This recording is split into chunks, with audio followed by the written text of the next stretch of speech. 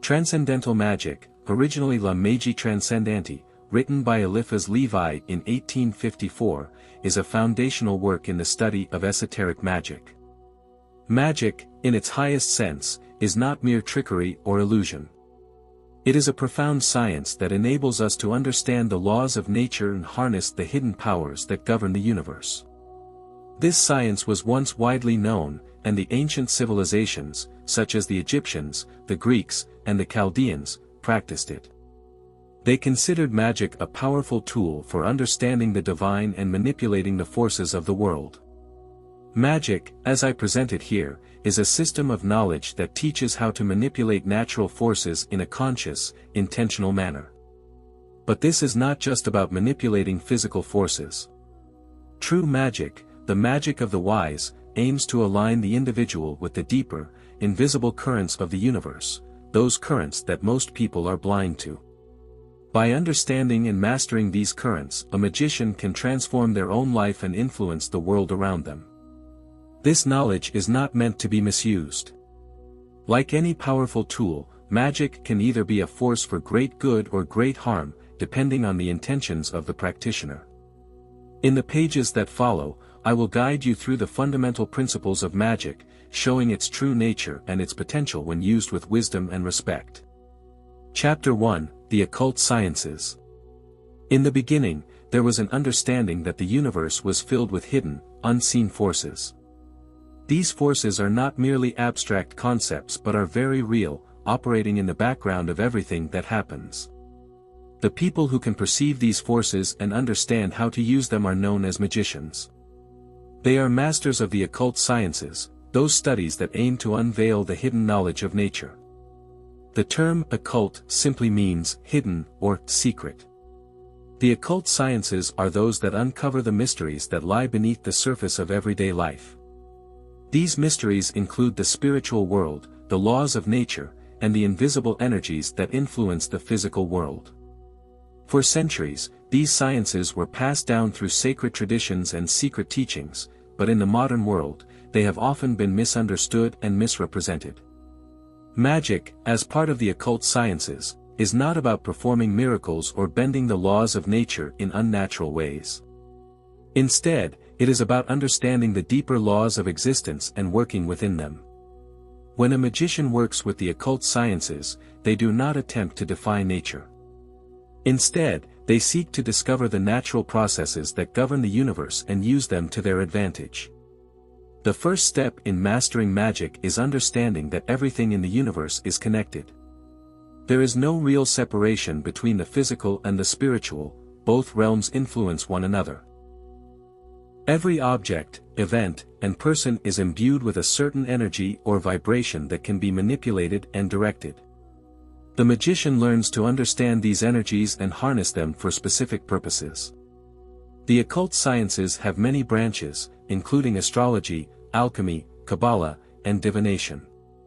These are not separate, isolated practices, but different ways of approaching the same underlying truth, that the universe is full of hidden forces that can be understood and mastered.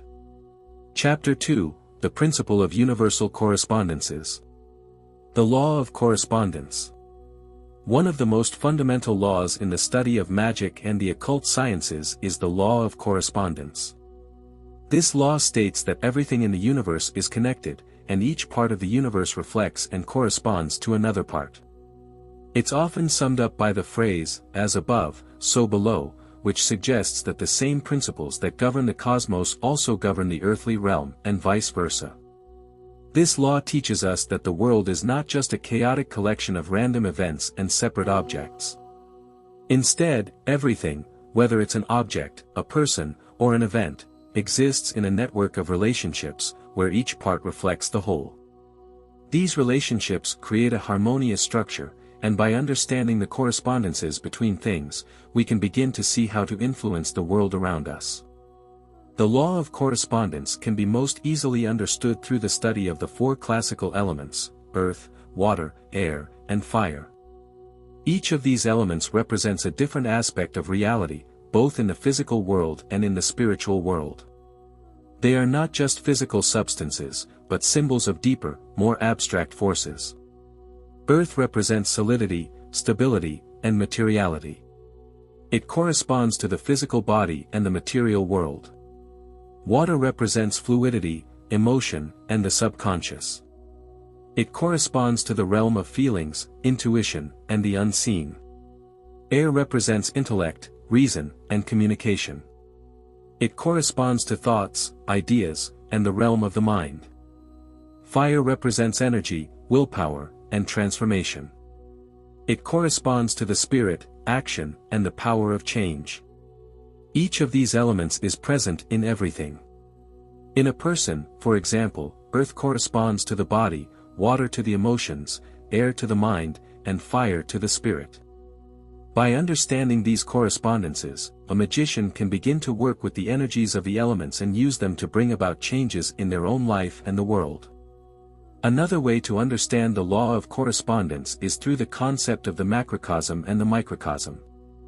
The macrocosm refers to the universe as a whole, while the microcosm refers to the individual.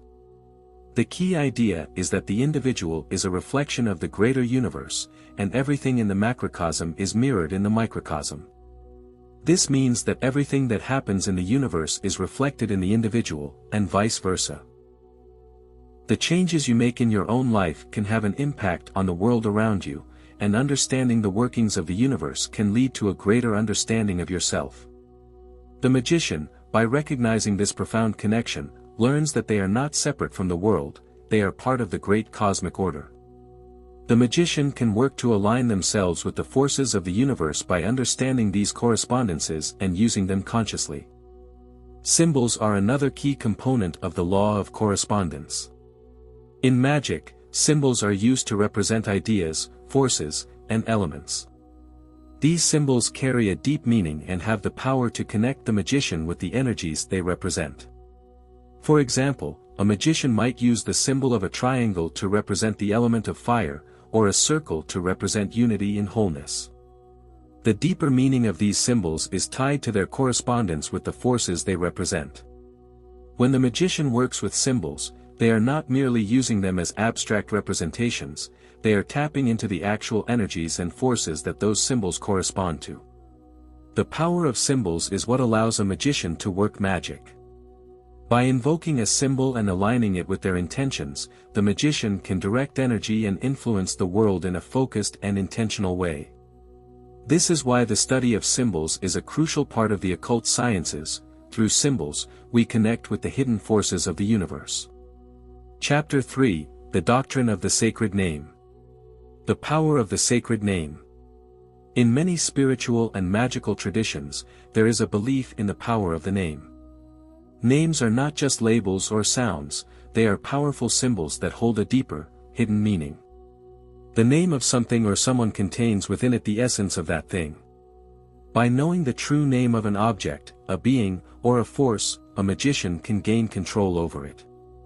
This is a core principle in magic, the idea that by speaking or invoking the name of something, one can influence it. The ancients understood this well, and many of their magical practices involved calling upon the names of gods, spirits, or forces of nature.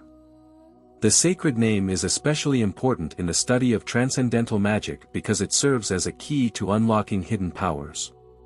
In essence, the name of a thing is the representation of its inner essence.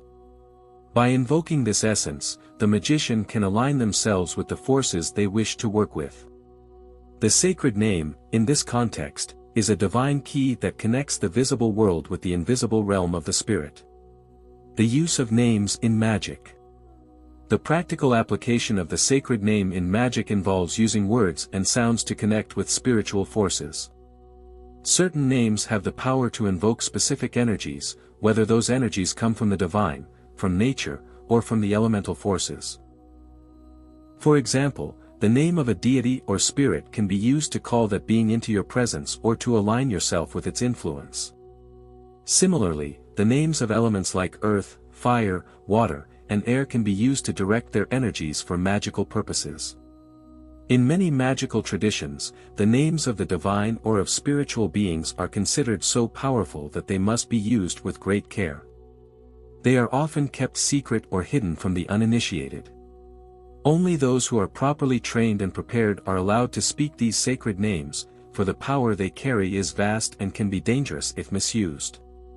The magician, therefore, must not only know the names but understand the deeper meanings and correspondences of these names. Each name is a key to a greater understanding of the forces it represents. By learning to speak these names with intention and reverence, the magician gains access to powers that are otherwise hidden from ordinary perception. The holy and the profane. There is a distinction between the sacred and the profane in magical practice. The sacred is that which is divine, holy, and pure, while the profane refers to the mundane, the worldly, and the uninitiated. The power of the sacred name can only be accessed by those who are purified in mind and spirit, those who have prepared themselves through study, discipline, and meditation. To use the sacred name without this preparation is to misuse its power and risk invoking forces that are beyond one's control. The sacred name is also linked to the concept of sacred language. Certain languages, like Hebrew, Greek, or Sanskrit, are considered to be inherently powerful due to their divine origin. These languages are thought to be closer to the source of creation, and their words carry the vibrations of the universe itself. For example, the Hebrew language, especially the names used in Kabbalah, is often considered sacred because each letter and word carries a deep, mystical significance. The name of God. In many traditions, the name of God is considered the highest and most powerful of all sacred names. The name of God contains within it the entire essence of creation, and through this name, the magician can access the divine realm. In the Western magical tradition, one of the most important sacred names is the Tetragrammaton, YHVH, Yahweh, the four-letter name of God in Hebrew. This name is said to contain the full power of creation and is used in rituals and prayers to invoke divine protection and guidance. However, it is important to remember that the name of God is not to be taken lightly. It is not something that can be used casually or for personal gain. The use of such a name requires immense respect, understanding, and spiritual preparation. The sacred name, when used with proper reverence, can bring the magician into alignment with divine will and open the door to greater spiritual insight. The name and the philosopher's stone. In alchemical traditions, the philosopher's stone is often symbolized by a name or a word. It represents the ultimate goal of alchemy, the transformation of base materials into gold and the attainment of spiritual enlightenment. The idea is that by knowing the true name of a thing, one can transform it into its higher, purer form. This concept parallels the magician's goal of transforming the self through knowledge and mastery of the sacred. The philosopher's stone is not just a physical object, it is also a symbol of spiritual attainment. It represents the culmination of the magician's work, the ability to transcend the material world and access the divine. By understanding the sacred names and using them properly, the magician can move closer to this ultimate goal.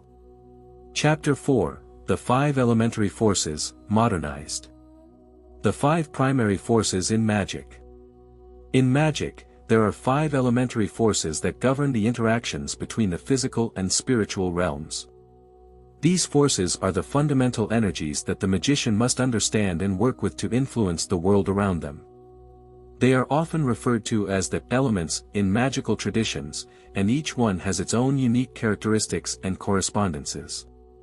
The 5 primary forces are: the force of the spirit, ether; the force of light; the force of fire; the force of water; the force of earth.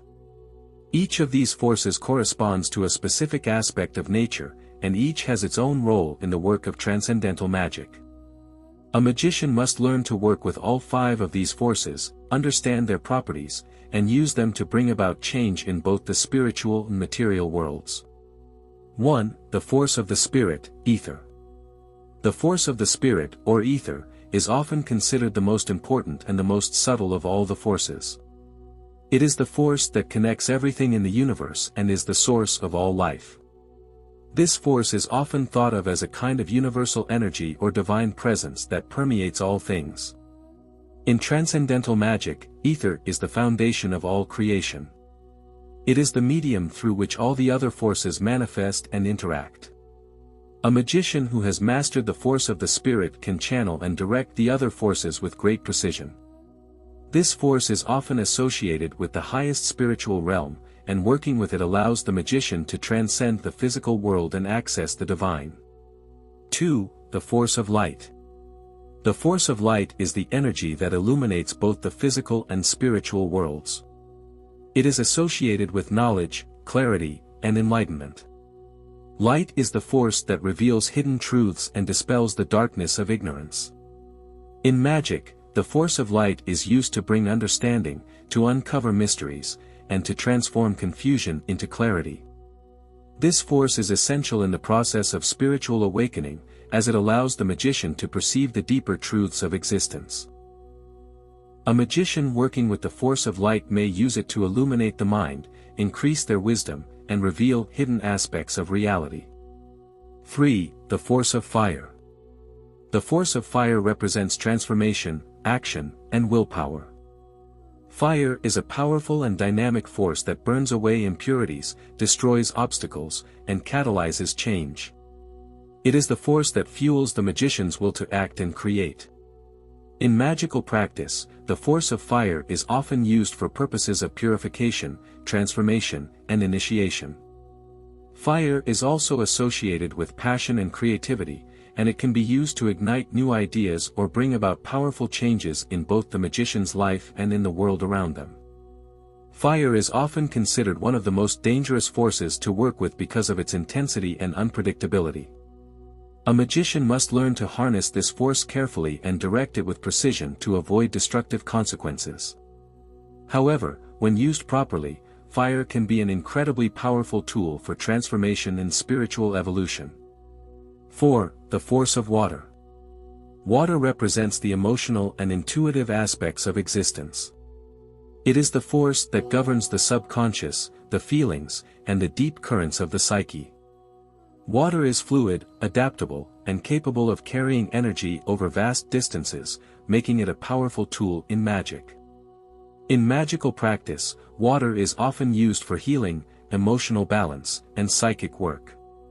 It can be used to cleanse negative energies, calm emotional turmoil, and strengthen intuitive abilities. Water also represents the flow of time, the passage of life, and the depths of the unconscious mind. Water is an incredibly versatile force, but it also requires a great deal of sensitivity and control. The magician working with water must be able to navigate their own emotions and subconscious impulses to ensure that the magic is performed with clarity and purpose. When mastered, water can help the magician tap into hidden knowledge and attain emotional equilibrium. 5. The force of earth. The force of earth represents stability, materiality, and structure. It is the most solid and grounded of all the forces, and it governs the physical world and the material aspects of life. Earth is associated with the physical body, physical health, and the manifestation of desires in the material realm. In magic, earth is used to manifest things into reality. It is the force that allows the magician to bring about tangible changes in the world.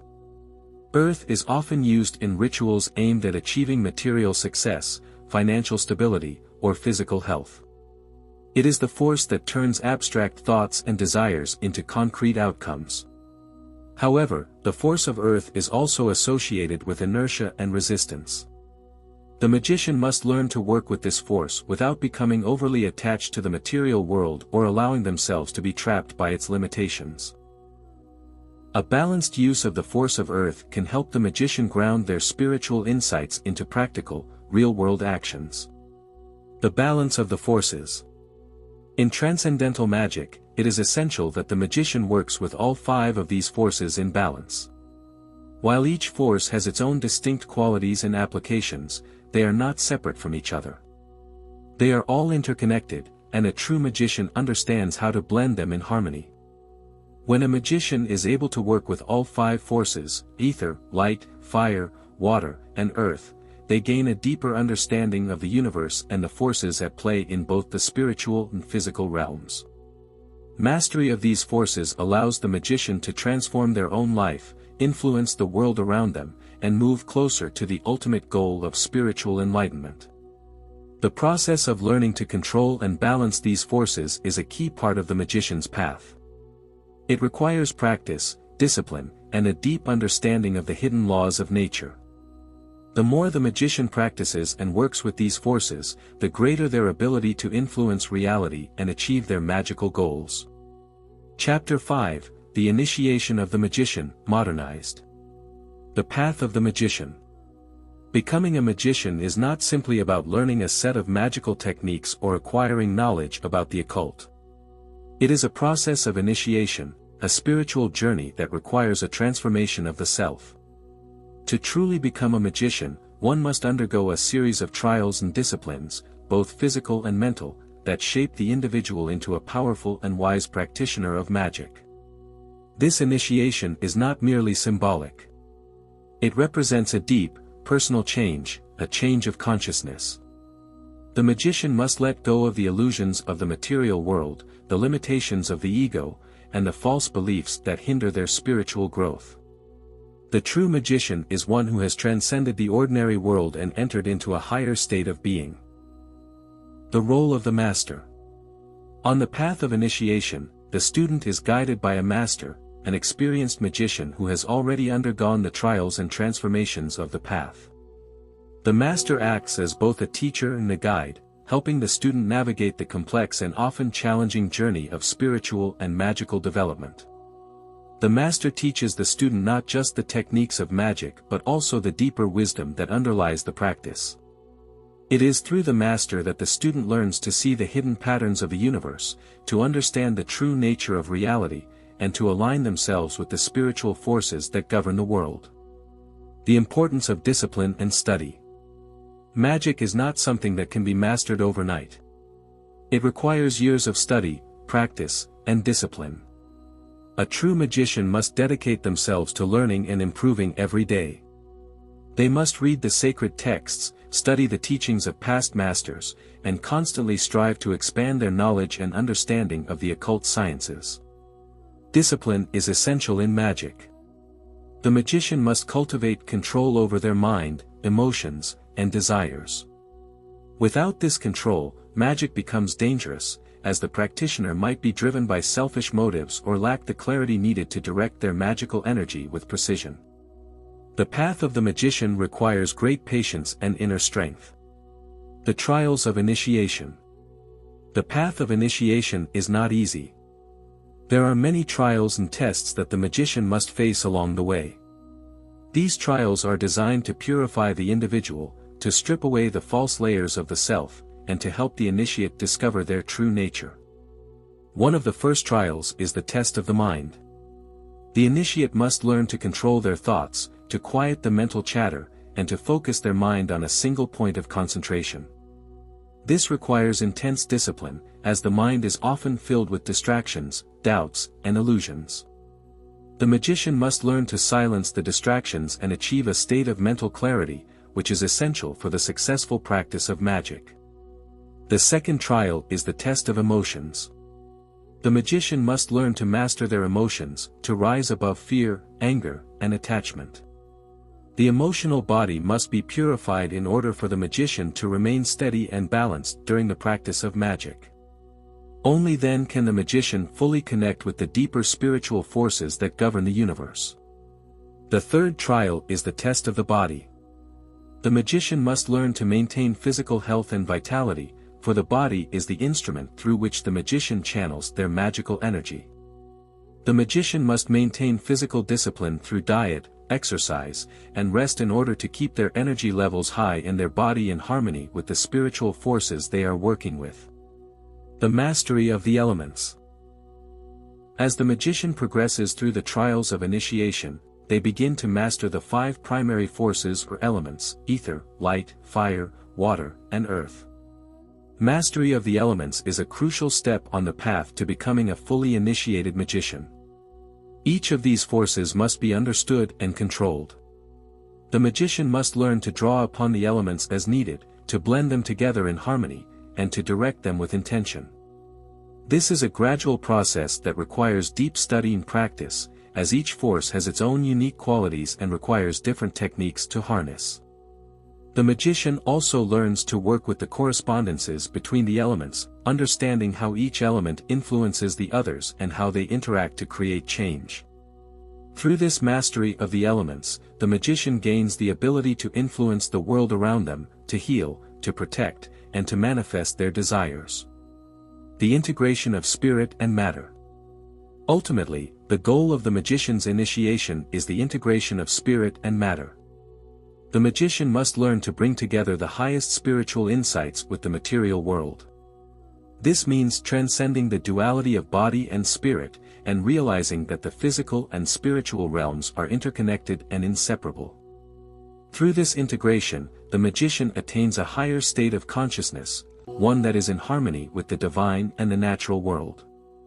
This state of being allows the magician to act as a true co-creator of reality, bringing about positive change in their own life and in the world. The magician who has completed the process of initiation does not simply wield magical power for personal gain. Instead, they use their knowledge and abilities for the greater good, aligning their will with the divine will. The magician becomes a channel for the forces of the universe, working in harmony with the natural laws to bring about healing, enlightenment, and transformation. Chapter 6: The Magical Virtues and Powers of the Magician. The Magical Virtues. To practice transcendental magic effectively, a magician must possess certain virtues. These virtues are not just ethical qualities but also spiritual attributes that enhance the magician's connection with the divine and the magical forces they seek to work with. They help the magician achieve mastery over themselves and their environment, and they ensure that their magical work is performed with integrity, wisdom, and precision. The most important virtues for a magician are courage, discretion, patience, humility, perseverance, purity of heart. Let's explore these virtues and how they play a role in a magician's practice. 1. Courage. A magician must have courage, not just in the sense of physical bravery, but more importantly, spiritual courage. The magician's path is often filled with challenges, unknowns, and risks. Working with spiritual forces, exploring the unseen realms, and confronting one's own fears and limitations all require a deep, inner courage. Courage allows the magician to step beyond their comfort zone, to face the unknown, and to challenge the illusions that bind them. It is the courage to confront their own darkness and imperfections without fear, and the courage to act in alignment with their higher purpose, regardless of the obstacles that may arise. 2. Discretion. Magic is not something that should be taken lightly or used irresponsibly. The magician must exercise discretion in all things, both in their magical practices and in their daily life. Discretion involves knowing when and how to use one's magical abilities, and when it is better to remain silent or hidden. The magician understands the importance of secrecy, both about their practices and their intentions. Not everything should be shared with the world, and not every magical operation needs to be public. Discretion ensures that the magician maintains control over their work and avoids drawing unnecessary attention from negative forces or from those who might seek to misuse their knowledge. 3. Patience. Magic is not an instant fix, it requires patience and long-term dedication. A magician understands that true transformation, whether personal or in the world, takes time. Patience allows the magician to wait for the right moment to act and to trust in the process of creation. Patience also applies to the inner work of the magician. It takes time to master the elements, to hone one's skills, and to achieve the deeper spiritual insights that magic requires. A magician who lacks patience may rush their work, which can lead to failure or unintended consequences. 4. Humility. Humility is essential for the magician. While magic can give the practitioner great power, it also demands humility. The magician must never forget that they are working with forces far greater than themselves, and that their power is a reflection of the divine energy flowing through them, not their own ego. Humility keeps the magician grounded and prevents them from becoming arrogant or prideful. It allows them to remain open to learning and to receiving guidance from the higher spiritual realms. The magician who is humble understands that their abilities are not for personal gain or self-aggrandizement but are meant to serve a greater purpose. 5. Perseverance. The path of magic is long and difficult, and many obstacles will arise along the way. Perseverance is the quality that allows the magician to continue, even when faced with failure, doubt, or discouragement. It is the ability to keep going despite setbacks and to remain focused on the goal. Perseverance ensures that the magician will continue to improve, refine their craft, and move closer to mastery. A magician who lacks perseverance may give up too soon or become disheartened by the challenges they face. But through perseverance, a magician develops resilience and the ability to adapt to changing circumstances. 6. Purity of heart. Finally, purity of heart is perhaps the most important virtue for the magician. Magic is a deeply spiritual practice, and it requires the magician to be free of selfish desires, negative emotions, and impurities that cloud their judgment and their intentions. Purity of heart allows the magician to connect with the higher realms of existence and to work in alignment with divine will. A magician who is pure of heart works with the intent to bring about good for all, not just for themselves. They seek knowledge and power not for ego or material gain but to serve others and to contribute to the greater good. Purity of heart also enables the magician to maintain clarity of purpose and to remain focused on their spiritual development. The magical powers of the magician. The magician, once they have cultivated these virtues, begins to develop certain magical powers.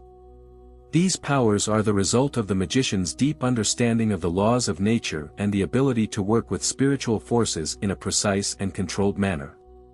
Some of the magical powers that a magician can develop include psychic powers, healing powers, power over matter, power to influence others, spiritual enlightenment.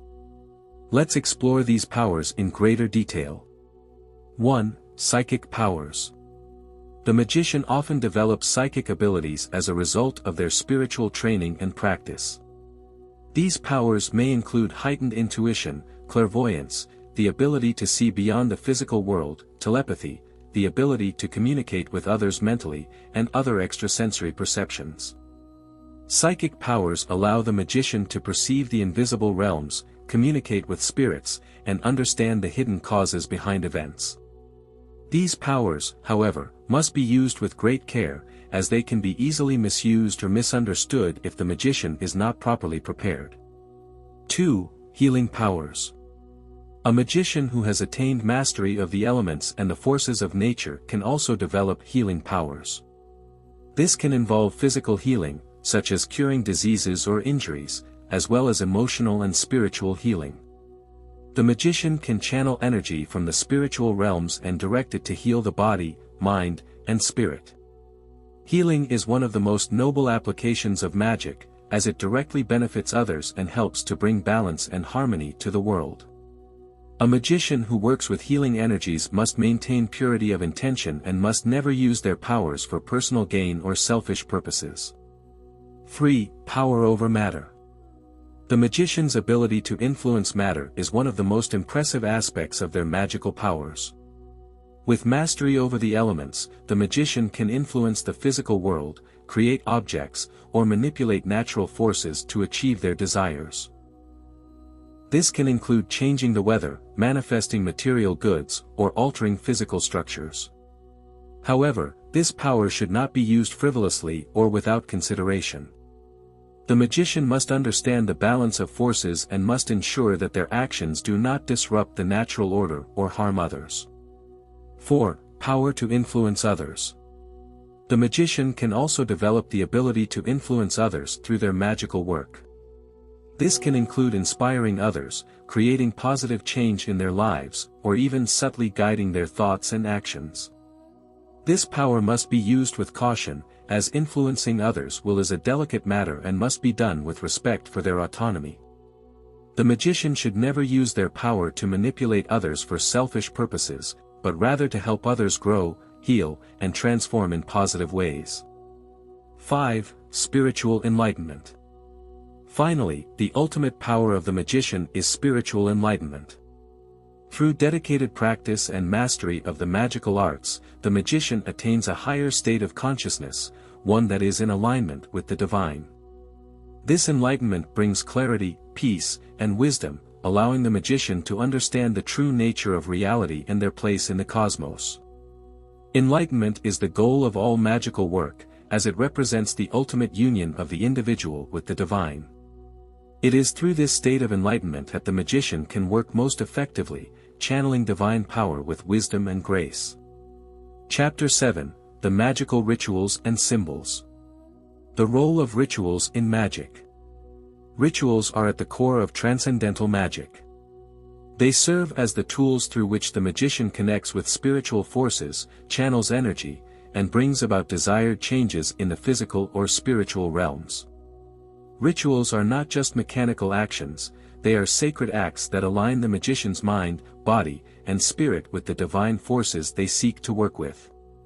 Every ritual has a specific purpose, and the magician must understand both the external form of the ritual and its internal significance.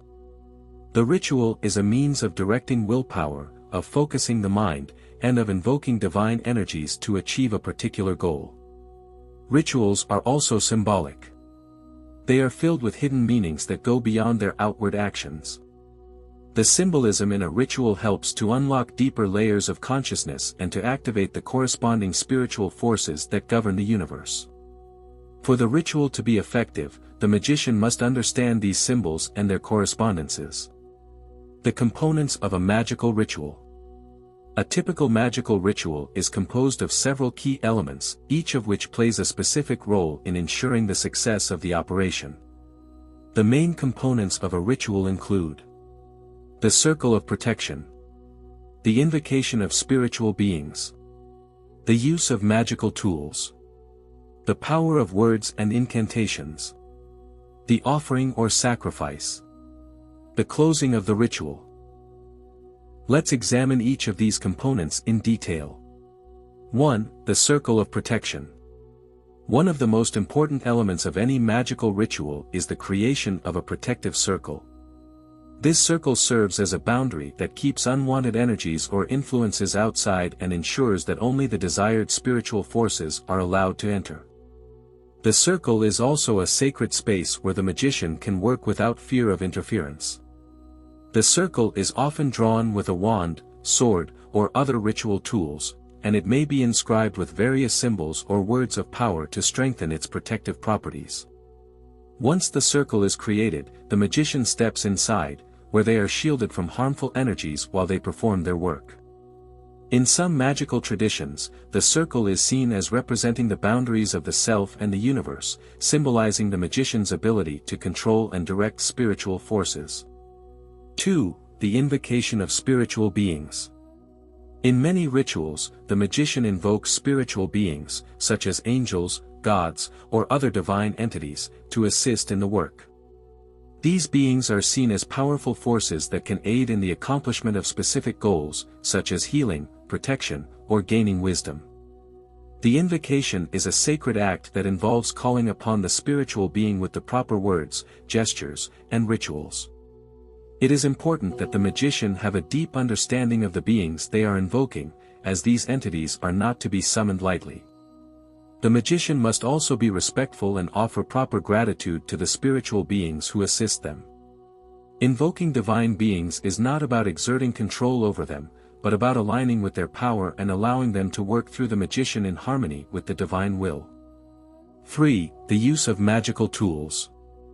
Magical tools are instruments used by the magician to focus their intention and channel energy. These tools are often symbolic and correspond to different elements or aspects of the magician's work.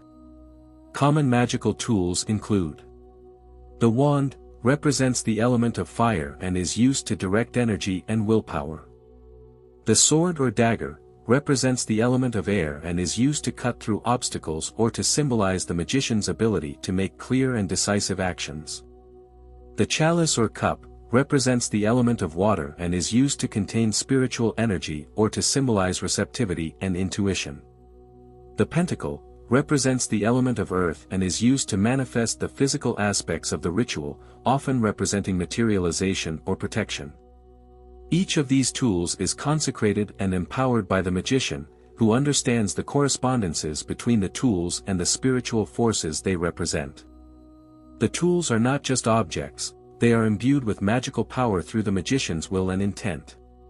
4. The power of words and incantations. Words hold great power in magic. Spoken words are a means of transmitting thought, intention, and will into the universe. Incantations, or magical words, are often used in rituals to invoke or command spiritual forces, to activate symbols, or to reinforce the magician's intent. The words used in a ritual must be chosen carefully. They are not just mere sounds, they are vibrations that resonate with the spiritual realms. The magician must speak these words with clarity, purpose, and authority. Often, these words are in a sacred language or ancient tongue that has been passed down through magical traditions. The language itself is believed to have inherent power, amplifying the magician's will. 5. The offering or sacrifice. Many magical rituals involve making offerings or sacrifices to the spiritual beings or forces the magician is working with. These offerings can take many forms, such as food, incense, herbs, or symbolic objects. The offering is a gesture of respect and gratitude to the spiritual forces, as well as a way to establish a connection with them. The offering or sacrifice also symbolizes the magician's willingness to give something of value in exchange for the magical assistance or guidance they seek. It represents a commitment to the work and an acknowledgement that magic is not simply about receiving, but about reciprocal exchange and balance. 6. The closing of the ritual. Once the ritual has been completed and the desired effects have been achieved, the magician must properly close the ritual. This involves thanking the spiritual beings for their assistance, closing the circle of protection, and ensuring that any energies raised during the ritual are safely released or directed where they need to go. The closing of the ritual is just as important as its opening. If the ritual is not properly closed, lingering energies can create imbalance or cause unintended effects. The magician must ensure that the sacred space is cleared, the tools are properly stored, and any spiritual beings invoked are respectfully dismissed. The importance of symbols. Symbols play an essential role in magical rituals. They are the keys to unlocking the deeper spiritual truths and activating the corresponding forces that the magician wishes to work with. Symbols are not just decorative, they are powerful tools that convey meaning beyond words. The magician who understands the symbolism behind each object, gesture, and action in a ritual is able to more effectively direct energy and achieve their goals. Some common symbols used in magic include the pentagram, a symbol of protection and balance, representing the 5 elements. The ankh, a symbol of life and immortality, often associated with the Egyptian gods. The cross, a symbol of spiritual transformation and divine connection. The hexagram, Star of David, represents the union of the spiritual and material realms. The magician's ability to recognize and use the appropriate symbols, along with their knowledge of the spiritual meanings behind these symbols, greatly enhances the effectiveness of the ritual. Chapter 8, The Great Work and the Philosopher's Stone. The Great Work. In Transcendental Magic, the ultimate goal is the achievement of the Great Work, a term used to describe the magician's spiritual transformation and mastery over both the physical and spiritual realms. This work is not just about acquiring magical power, it is about personal enlightenment, achieving unity with the divine, and understanding the deep mysteries of the universe. The Great Work is a journey, not a destination. It involves continuous growth, learning, and refinement. It is a path of purification, where the magician strips away the impurities of the soul, the ego, and the physical body, to reveal the divine essence within. This path is symbolized by the creation of the Philosopher's Stone, a legendary substance believed to have the power to transmute base metals into gold and grant eternal life. But the Philosopher's Stone is not just a material object, it is a spiritual symbol. It represents the perfection of the soul and the achievement of the highest state of consciousness.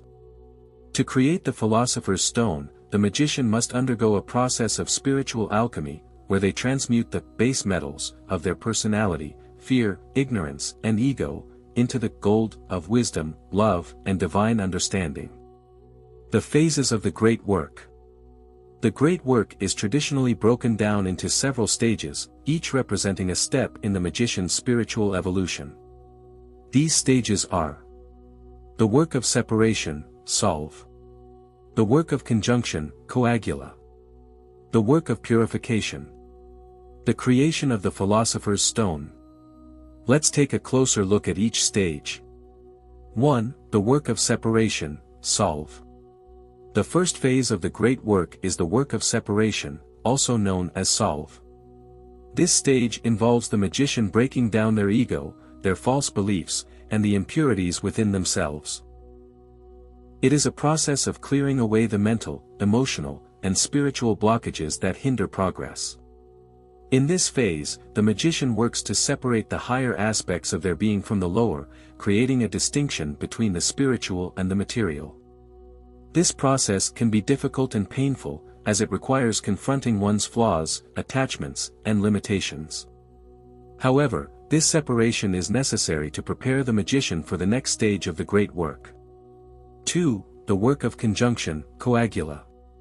Once the separation has been made, the magician moves on to the work of conjunction, or coagula. This phase involves the reuniting of the higher and lower aspects of the self.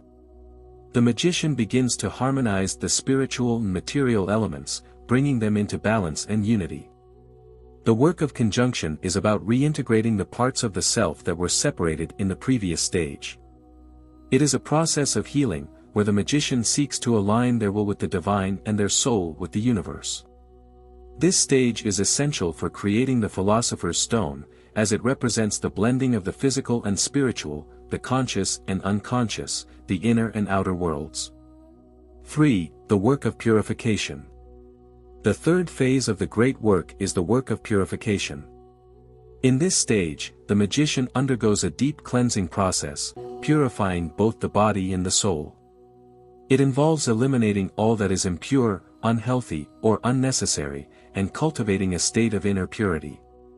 Purification can take many forms, including fasting, meditation, prayer, and other spiritual practices that help to clear the mind and body of negative influences.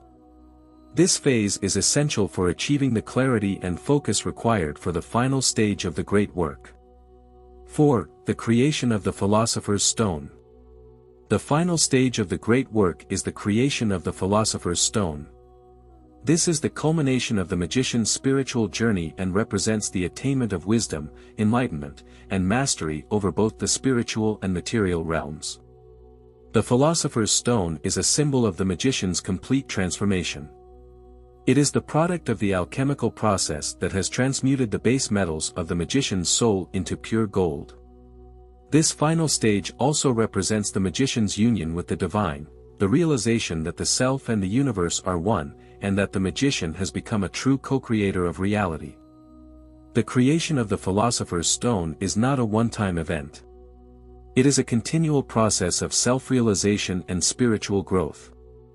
As the magician progresses in their work, they achieve greater and greater levels of wisdom and power, gradually coming closer to the divine truth that lies at the heart of the universe. The Philosopher's Stone and immortality. The Philosopher's Stone has long been associated with immortality, the idea that it can grant eternal life and protect against death. While this is often understood literally in alchemical traditions, in Transcendental Magic, the stone is seen as a symbol of spiritual immortality. Immortality in this context does not mean the preservation of the physical body, but the transcendence of death through the realization of the eternal soul. The magician, by achieving the Great Work, transcends the cycle of birth and death and attains union with the divine, where the soul lives on in a state of pure consciousness and divine light. This immortality is spiritual, not physical, and it represents the magician's ability to live in harmony with the divine order of the universe. It is the ultimate freedom, freedom from the limitations of the material world, freedom from the cycle of reincarnation, and freedom to live in alignment with the eternal laws of existence. The mystical interpretation of the great work. The great work is not just a path of personal development, but also a mystical journey toward understanding the hidden nature of the universe. The magician who completes the great work achieves a deep spiritual awakening, gaining the ability to see the world through the eyes of the divine. In this higher state of consciousness, the magician understands the unity of all things and perceives the interconnectedness of the spiritual and material realms. They realize that the external world is a reflection of the inner world, and that by mastering the self, they can influence the world around them. The great work is, therefore, a journey of self-discovery, enlightenment, and transformation. It is the process of awakening to one's true nature and realizing the divine potential that lies within all of us. Chapter 9, The Magic of the Future and the Universal Science. The Magic of the Future. In this chapter, Eliphas Lévi discusses the idea that magic is not a static or ancient practice, but rather a living, evolving science that will continue to grow and develop into the future. He argues that transcendental magic has the potential to guide humanity towards a more enlightened and harmonious state, transcending the limitations of current materialism and the separation between science and spirituality. The magic of the future, according to Lévi, will be deeply intertwined with the universal laws of nature and the spiritual evolution of mankind. It will be a more scientific and philosophical magic, one that is not just a set of rituals and symbols, but a profound understanding of the fundamental forces that govern the cosmos. He envisions a time when the boundaries between science and magic will disappear, and both will be seen as complementary approaches to understanding the universe. The material world and the spiritual world will no longer be seen as separate realms, but as two aspects of the same underlying reality. The universal science. Lévi describes the concept of universal science, which he sees as the integration of all fields of knowledge, spiritual, philosophical, and scientific, into one unified system of understanding. This science would not be limited by the constraints of materialism or narrow intellectual boundaries. Instead, it would encompass the full range of human experience, from the physical to the metaphysical, from the material to the spiritual. Universal science, in Lévi's view, would be a synthesis of the wisdom of the ancients, the discoveries of modern science, and the insights of mysticism. It would bridge the gap between the rational mind and the intuitive, between the objective and the subjective, creating a comprehensive system of knowledge that honors both the material world and the spiritual realms. This universal science would give humanity the ability to understand and harness the natural forces of the universe, including the forces of magic, and to use them for the betterment of society. It would allow us to achieve true mastery over nature and our own destinies. The role of magic in the development of humanity. Lévi argues that magic has an important role to play in the future development of humanity. While modern society tends to view magic as a relic of the past or as superstition, he believes that magic is actually a vital force that can help guide humanity towards a more spiritual and enlightened future. Magic, in this sense, is not about the manipulation of supernatural powers for personal gain, but rather the understanding of the deeper laws that govern the universe. The magician is a seeker of truth and wisdom, a person who strives to understand the interconnectedness of all things and to use that knowledge to bring about positive change. As humanity evolves, Lévi believes that magic will become more and more aligned with the principles of universal science, and the practices of magic will be seen as tools for spiritual growth and self-realization rather than as mere superstitions or tricks. The future magician will be a person who understands the laws of nature and the universe, and who uses that understanding to help elevate humanity to a higher level of consciousness. The connection between magic and the divine. In this chapter, Lévi also emphasizes that the ultimate goal of magic is to establish a direct connection with the divine. Magic, at its highest level, is a means of communion with the divine forces of the universe, a way of aligning the will of the magician with the will of the divine. The magician's work is not about exercising personal power or control over others, it is about surrendering the individual will to the greater will of the cosmos. Through the practice of magic, the magician opens themselves to divine inspiration, allowing the higher forces to guide their actions and decisions. This connection to the divine is the foundation of all true magical work. Without it, magic becomes a mere intellectual exercise or a pursuit of ego-driven desires. With it, magic becomes a sacred art, one that serves the higher good and helps to manifest divine will in the world. The future of the magician. Lévi envisions the future magician as a wise, enlightened individual who is not bound by the limitations of traditional science or materialism. The future magician will be someone who understands the laws of nature, both physical and spiritual, and who uses that understanding to promote the welfare of humanity. The magician will no longer be seen as a mysterious or arcane figure, but as a wise teacher and guide, someone who helps others navigate the spiritual dimensions of life and understand their own divine potential. The future magician will be a beacon of light in a world that is increasingly disconnected from its spiritual roots. The unity of science, philosophy, and religion. In the future, Lévi believes that science, philosophy, and religion will no longer be separate or in conflict. Instead, they will come together as different aspects of the same universal truth. The future of magic will be one of integration, where the scientific mind, the philosophical quest for wisdom, and the religious desire for communion with the divine all come together in a harmonious whole.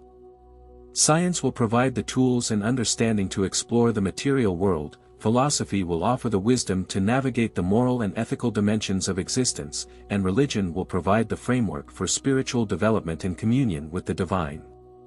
In this unified vision of the future, magic will no longer be seen as an esoteric or mysterious practice, but as a natural part of the human experience, a means of understanding and aligning with the forces that govern the universe. The magician will be a person who has transcended the dualities of the material and spiritual worlds and who works to harmonize both in the pursuit of wisdom, love, and enlightenment. Chapter 10: The Symbolism of Numbers and the Magic of the Tarot. The importance of numbers in magic. In Transcendental Magic, numbers hold profound symbolic significance. Numbers are not just abstract concepts, but represent deeper spiritual and cosmic principles. Each number corresponds to specific energies, attributes, and forces that influence the physical and spiritual worlds. Numbers are often used as tools to unlock hidden knowledge. They are keys to understanding the laws of nature and the universe, as well as the forces that govern both material and spiritual realms. Understanding the symbolism behind numbers allows the magician to tap into the hidden structures of reality, aligning their will with the divine order. The sacredness of numbers. Lévi points out that numbers have been revered throughout history by mystics, sages, and esoteric traditions. Ancient cultures, such as the Egyptians, Greeks, and Hebrews, placed great importance on numbers, believing them to be divine symbols that conveyed secret truths about the universe. In particular, the number 3 has held a special place in magic and mysticism. It is seen as a symbol of harmony, balance, and completion. The number 3 represents the union of opposites, such as the masculine and feminine, or the physical and spiritual, coming together to form a unified whole. In Christian mysticism, for example, the Trinity, Father, Son, and Holy Spirit, represents the divine perfection and unity of God.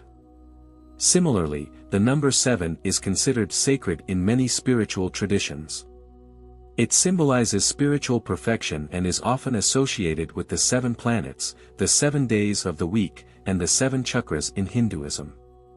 7 is seen as a number of deep cosmic significance, representing the harmony between the divine and the material worlds. The number 9, on the other hand, is seen as the number of completion and finality.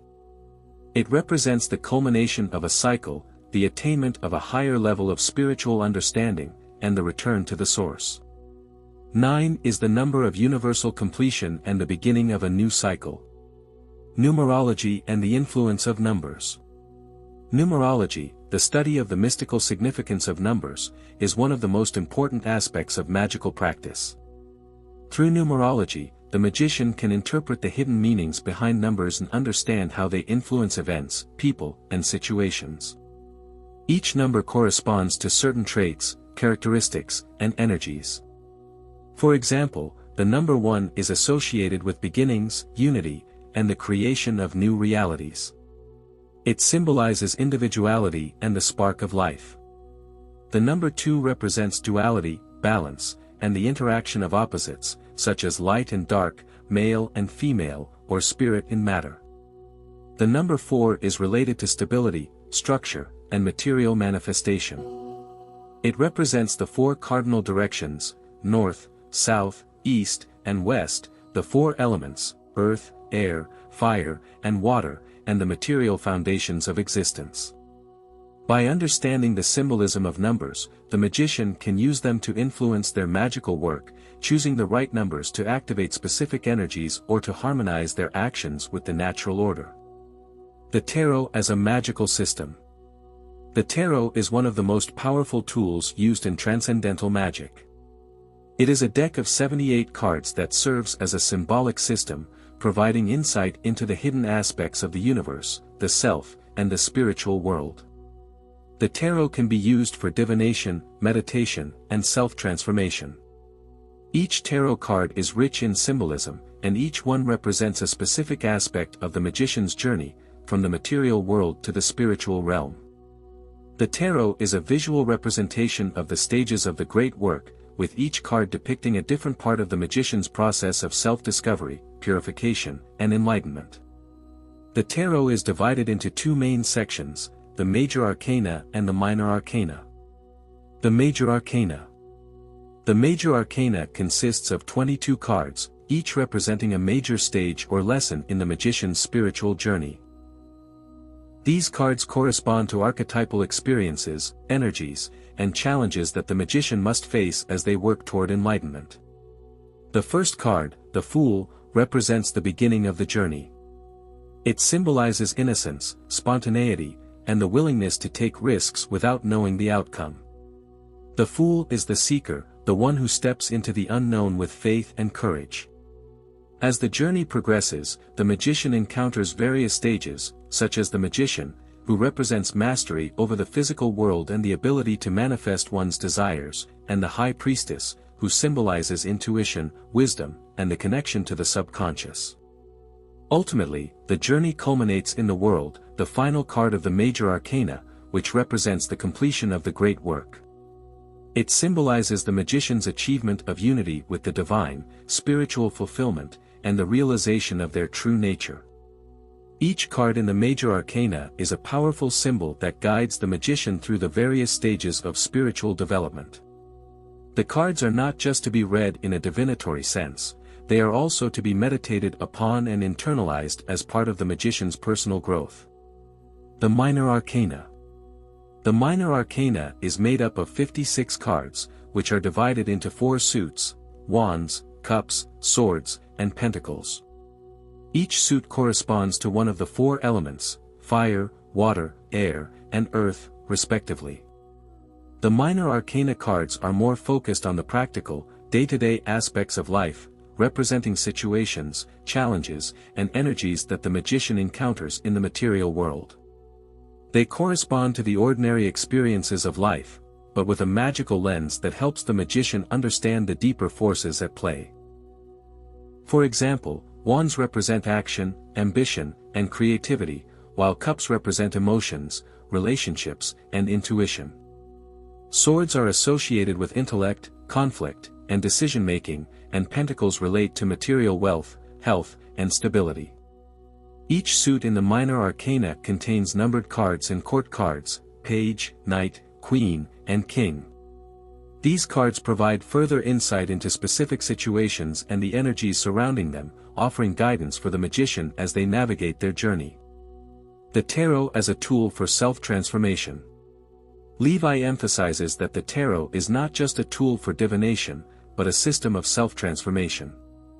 Each card in the tarot represents a step on the path toward enlightenment, and working with the tarot can help the magician gain deeper insights into their own psyche, their life's purpose, and their spiritual journey. By studying the tarot, the magician learns to recognize patterns in their own life, to understand the hidden forces that shape their experiences, and to align themselves with the divine will. The tarot becomes a mirror for the soul, reflecting the magician's inner state and guiding them toward their highest potential. The symbolism of numbers and the tarot are essential tools for the magician seeking to understand the deeper mysteries of the universe. Numbers provide insight into the hidden forces of nature, while the tarot offers a symbolic map of the soul's journey toward enlightenment. Together, they form a powerful system for self-transformation, guiding the magician on the path of transcendental magic. Chapter 11: The Magical Rituals and Their Significance. The role of ritual in magic. Rituals are at the heart of transcendental magic, serving as the tools and vehicles through which the magician connects with the spiritual realms. They are symbolic acts that carry deep meanings and align the magician's will with universal forces. Rituals allow the magician to tap into the cosmic powers, engage with divine energies, and transform their inner and outer worlds. At its core, magic is not just about the performance of external actions, it is about the intention behind those actions. The external rituals are meant to symbolize the inner workings of the magician's mind and spirit. Through ritual, the magician makes their internal intentions manifest in the material world. Lévi emphasizes that a well-conducted ritual is not simply a mechanical process, it involves deep focus, concentration, and the alignment of body, mind, and spirit. The ritual becomes a form of meditation, a way of aligning the practitioner's entire being with the divine forces they seek to work with. The structure of magical rituals. Magical rituals are highly structured and symbolic. They often involve specific gestures, words, symbols, and tools, all of which carry their own meaning and power. Rituals are designed to guide the magician through different stages of transformation, from preparation and purification to invocation and manifestation.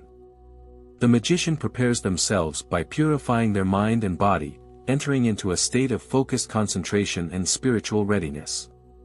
This may involve practices such as meditation, fasting, or visualization to clear away distractions and set the intention for the ritual. Once in the right state of mind, the magician then proceeds to the ritual actions. These might involve drawing sacred symbols, invoking divine beings, or using magical tools such as wands, chalices, pentacles, or swords. The tools themselves are imbued with specific energies and are used to direct and amplify the magician's will. The use of words, often in the form of incantations or prayers, is also central to many magical rituals. Words carry vibrations and frequencies that resonate with the universe, and through the power of sound and language, the magician can influence the spiritual forces at play. The types of magical rituals. Lévi outlines various types of magical rituals, each designed for a specific purpose. Some rituals are aimed at achieving personal transformation, while others are meant for more practical outcomes, such as acquiring material wealth, protection, or knowledge. Below are some examples of common magical rituals. Invocation rituals. Invocation rituals involve calling upon divine or spiritual beings, such as gods, angels, or elemental spirits. These rituals aim to establish communication with higher realms of existence and seek guidance or assistance. By invoking these beings, the magician can align themselves with their wisdom and power. Protective rituals. Protective rituals are designed to create a shield of spiritual energy around the magician, guarding them from negative influences, malevolent spirits, or harmful energies. These rituals may involve the use of protective symbols, such as pentagrams, and the recitation of specific incantations to create a barrier of light and protection. Healing rituals. Healing rituals focus on restoring balance and harmony to the body, mind, and spirit. These rituals may be performed for oneself or for others and can involve the use of sacred herbs, crystals, or the laying on of hands. The goal is to channel divine healing energy to remove blockages and promote physical and spiritual well-being. Manifestation rituals. These rituals are focused on manifesting specific desires or goals in the material world. Whether it is financial prosperity, success in a career, or personal growth, manifestation rituals help the magician direct their will to bring their desires into reality. These rituals are often tied to the principles of the law of attraction, focusing on the alignment of thought, emotion, and action. Divination rituals. Divination is the practice of seeking knowledge about the future or hidden aspects of reality. Divination rituals often involve tools such as the tarot, runes, or crystals, which help the magician receive insights and guidance from the spiritual realms. By entering a meditative state and using these tools, the magician can gain deeper understanding and foresight. The importance of the magical circle. One of the most iconic symbols in magical rituals is the magical circle. The circle is a sacred space that protects the magician and confines the ritual to a controlled environment. It acts as a boundary between the physical world and the spiritual realms, ensuring that the magician's energy is contained and focused. The circle also represents unity, wholeness, and the cyclical nature of the universe. In many traditions, the circle is seen as a symbol of the divine, representing the perfection of creation. By stepping inside the magical circle, the magician enters a space of sacredness and transformation. Lévi emphasizes that the circle is not just a physical space but a mental and spiritual one. The magician's mind must be as focused and clear as the circle they create. The ritual is only successful when the magician is fully immersed in the experience, with their entire being aligned with the energies at play. The power of symbols in rituals. Symbols are the language of the subconscious mind. They act as bridges between the physical and spiritual realms, allowing the magician to communicate with higher consciousness and tap into the deeper mysteries of the universe. Each symbol used in a magical ritual carries specific energetic frequencies that influence the outcome of the ritual.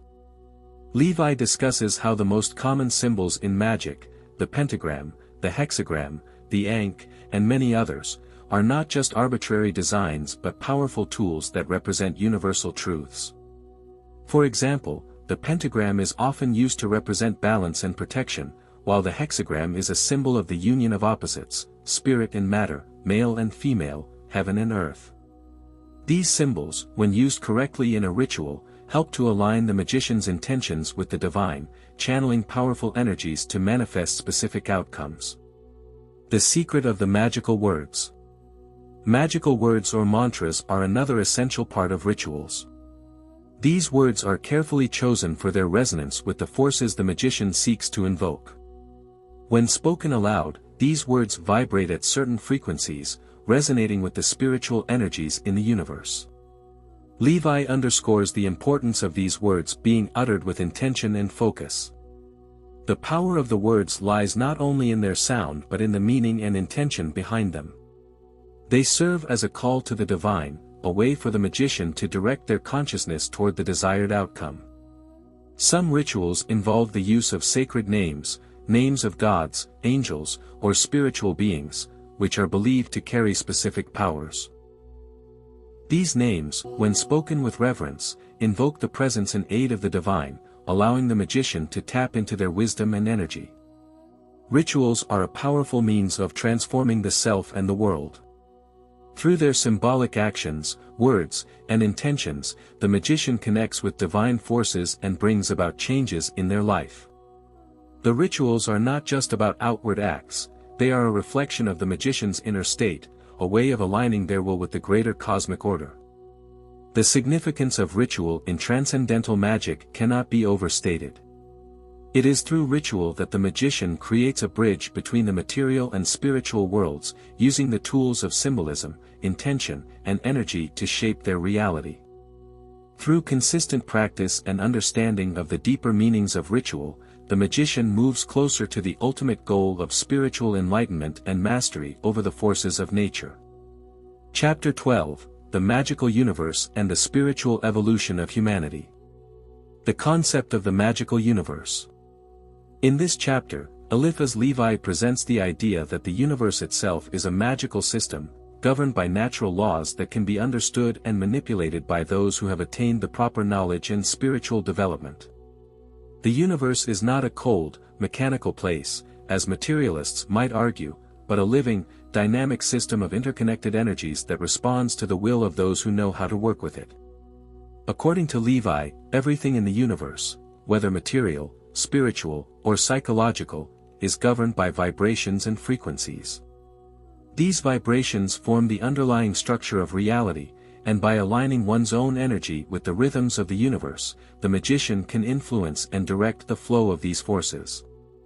Magic, in this sense, becomes a process of understanding and harmonizing with the universal flow of energy. Lévi asserts that all beings, from the smallest atom to the highest spiritual entities, are connected through these vibrations. Everything is part of the great chain of being, a continuous web of existence that links the physical and the spiritual realms.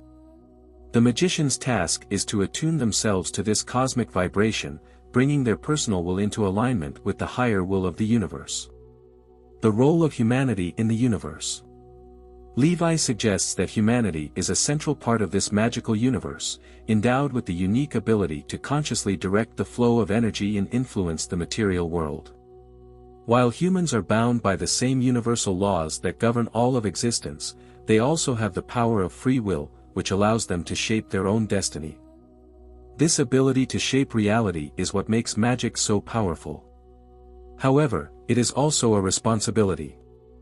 The magician is not merely a passive observer of the universe but an active participant in the unfolding of cosmic events. By practicing magic, the magician can influence the course of history, direct their personal growth, and assist in the evolution of humanity as a whole. Lévi stresses that this power must be wielded with great care and wisdom. Magic is not about exercising dominance over others or manipulating the forces of the universe for selfish gain. It is about understanding the greater purpose behind the forces at work and aligning one's will with that divine purpose. The magician must remain humble and wise, always working for the benefit of all beings, not just themselves. The spiritual evolution of humanity. In Lévi's view, humanity is on a path of spiritual evolution, moving toward higher states of consciousness and deeper understanding of the universe. This evolution is not just physical or intellectual but spiritual.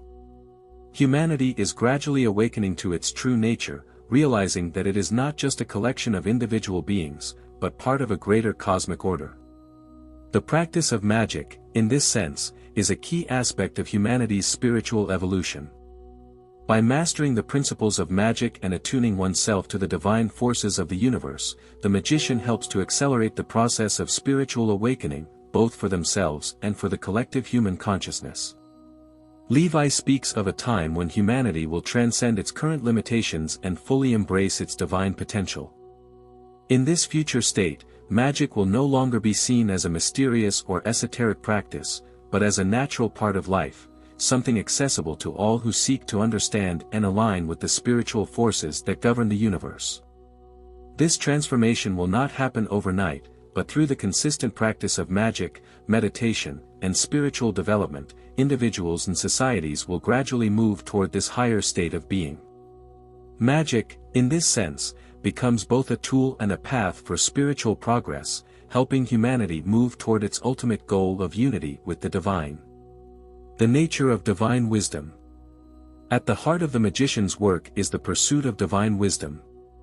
This wisdom is not merely intellectual knowledge or theoretical understanding, but a deeper, experiential knowing that comes from direct communion with the divine. The magician is not just a seeker of facts, but a seeker of truth, truth that can only be found by transcending the limitations of the material world and entering into communion with higher spiritual realms. Lévi emphasizes that divine wisdom is not exclusive or reserved for a select few. It is available to all who seek it with sincerity and humility. However, to access this wisdom, one must first purify the mind and soul, removing the obstacles of ego, desire, and ignorance that cloud the path to spiritual enlightenment.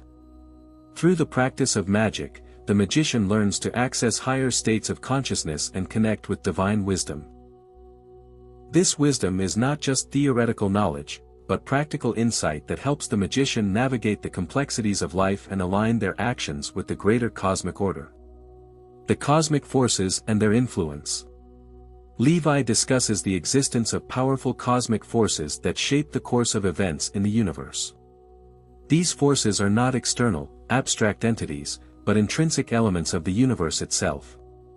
They are the energies that drive the natural world, govern the cycles of life and death, and guide the evolution of consciousness.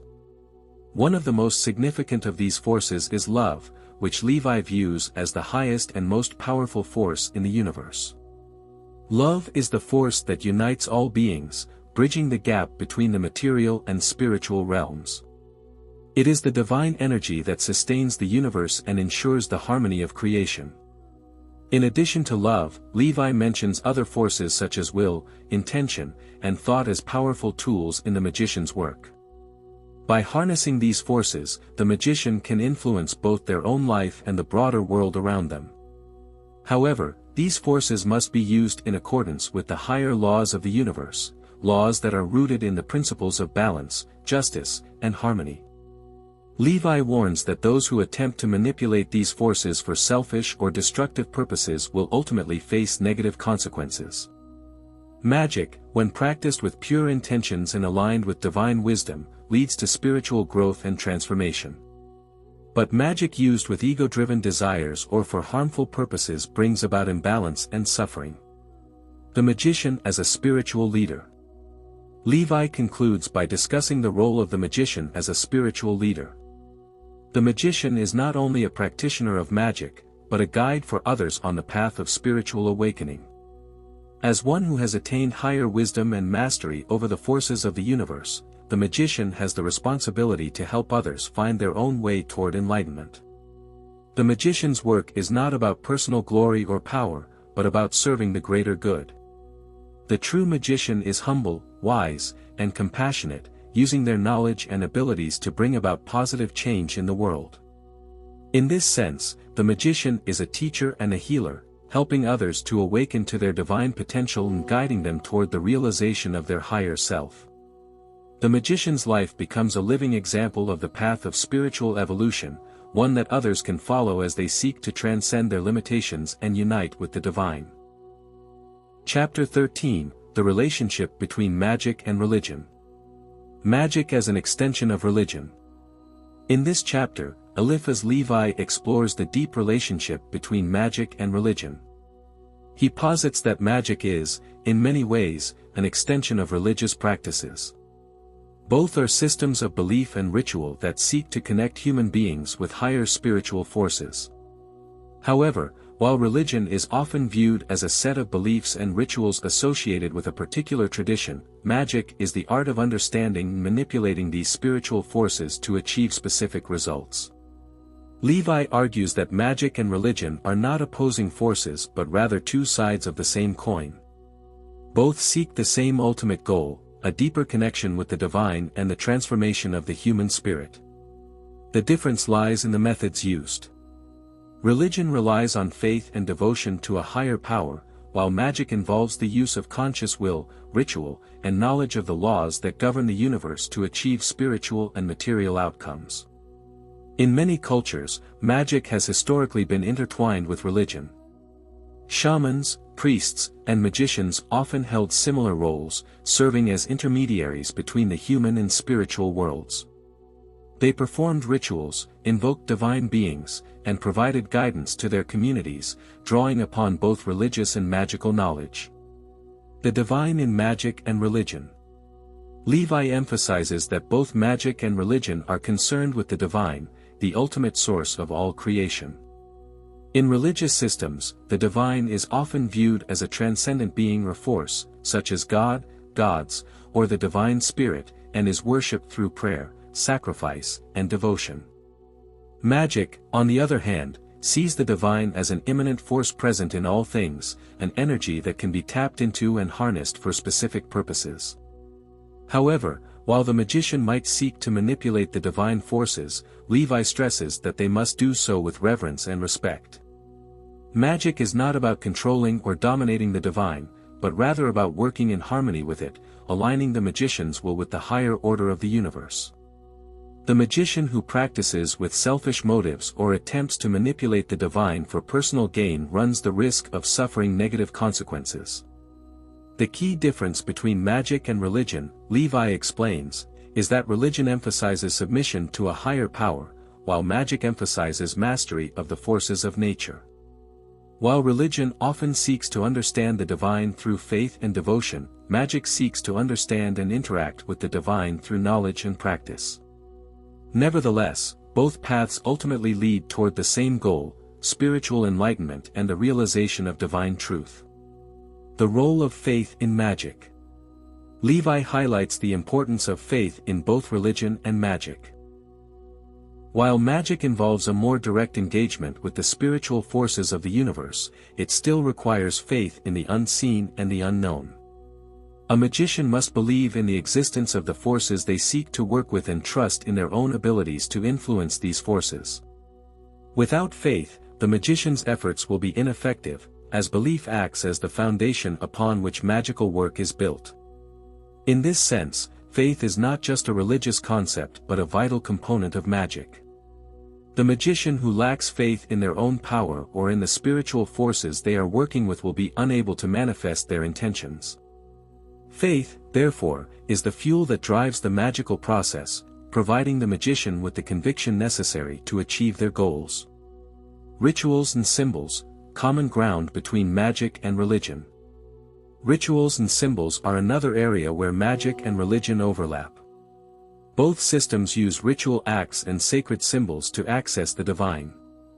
In religion, rituals often involve prayer, sacrifice, and communion with divine beings, while in magic, rituals serve to direct and amplify the magician's will and energy.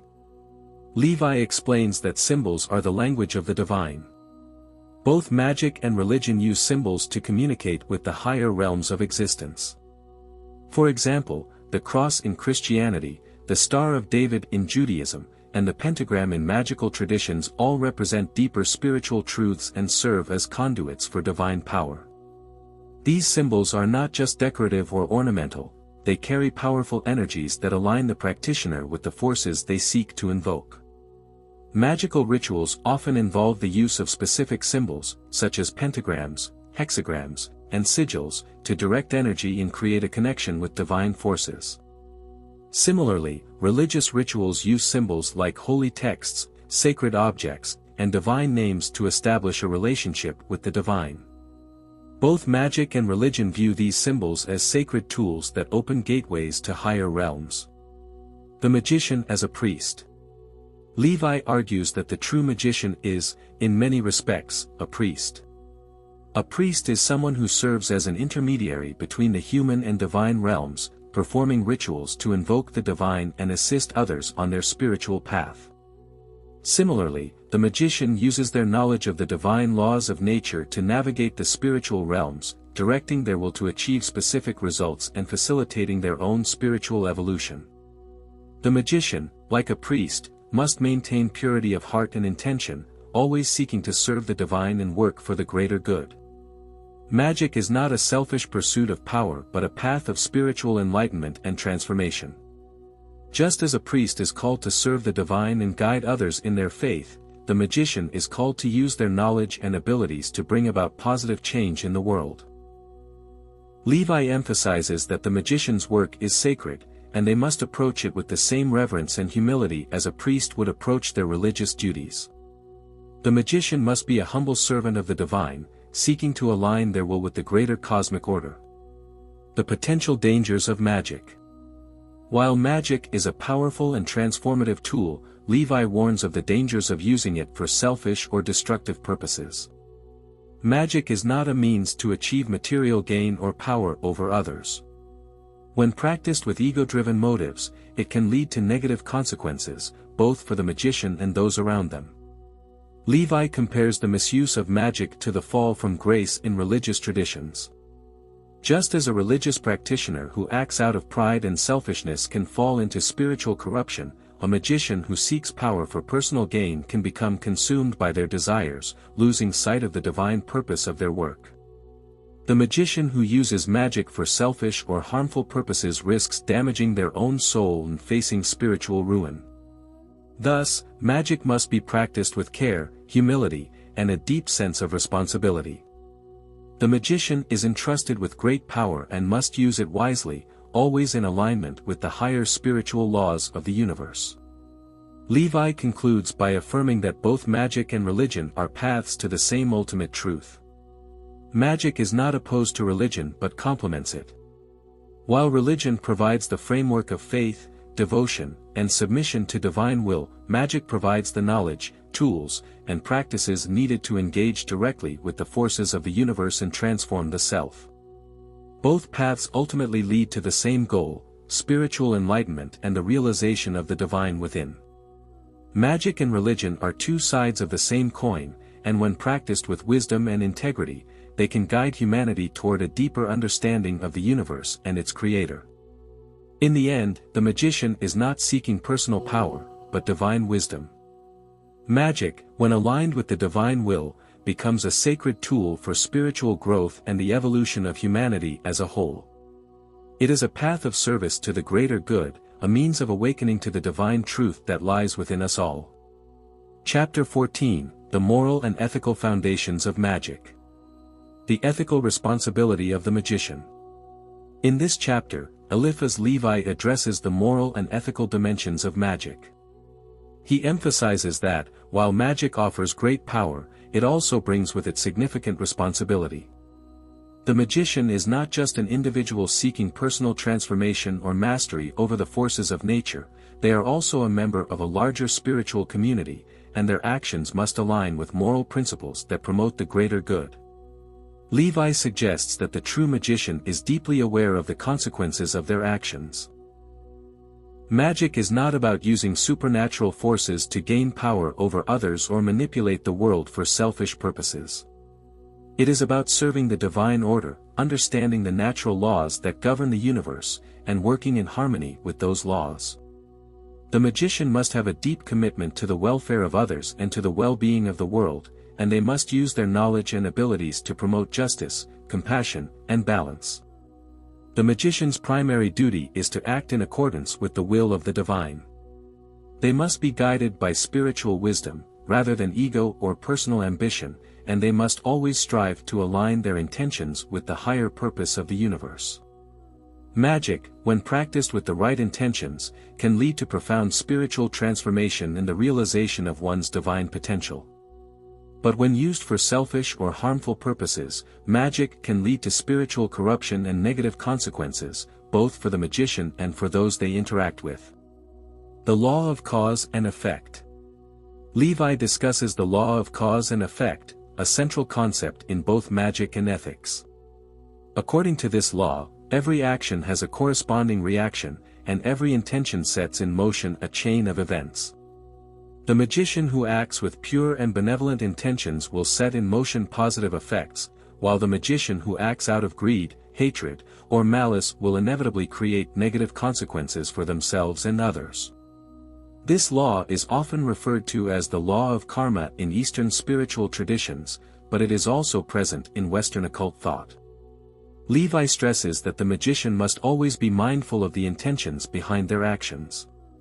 A magician who seeks to manipulate others for personal gain or harm will ultimately find that their actions come back to them, often in unexpected and destructive ways. Lévi warns that the magician must understand this law deeply and act with responsibility.